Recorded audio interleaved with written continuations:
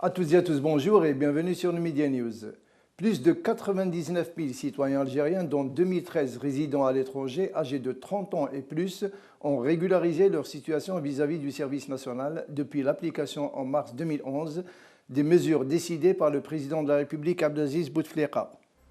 Dans le cadre des mêmes mesures, plus de 420 000 retardataires des classes de 2002 et 2009 ont bénéficié de cette mesure depuis mars 2011 jusqu'au 30 janvier 2014. Le centre du service national prendra en charge avec toute la diligence requise les personnes concernées, et ce, indépendamment des calendriers de passage fixés pour chaque classe.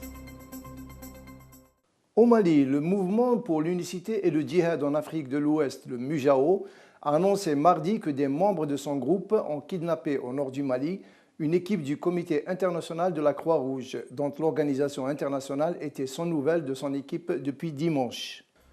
Dans une courte conversation téléphonique avec l'AFP, Yoro Abdeslam, membre de la direction du MUJAO, a revendiqué l'enlèvement de l'équipe de la CICR, précisant que les membres humanitaires sont toujours en vie. En Iran, le commandant des forces navales iraniennes, le contre-amiral Habibullah Sayari, a déclaré mardi que certains de ses bâtiments de guerre se sont dirigés vers l'océan Atlantique, selon l'agence de presse Fars.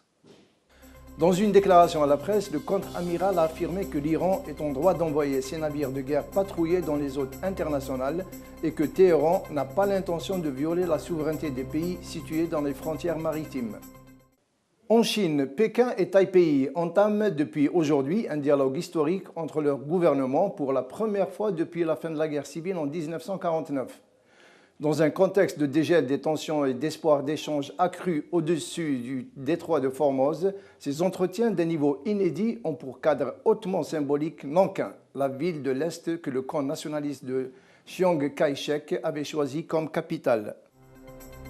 Wang Youshi, officiel taïwanais chargé des relations avec la Chine continentale, est arrivé mardi matin pour rencontrer son homologue Zhang Zijun, chef du bureau chinois des affaires taïwanaises. Les pourparlers, dont l'ouverture devait être annoncée plus tard dans la journée, doivent se tenir jusqu'au 14 février. Selon un rapport établi par le Haut Commissariat des Nations Unies pour les réfugiés, le nombre de Syriens fuyant la guerre civile dans leur pays au Liban s'élevait à plus de 915 personnes. La population syrienne est disséminée dans les régions du Liban Nord et du Sud et l'Est du pays, en plus de la capitale Beyrouth, selon le rapport hebdomadaire. Voilà, c'est la fin de notre édition. Merci de nous avoir suivis. Excellente journée à vous. Au revoir.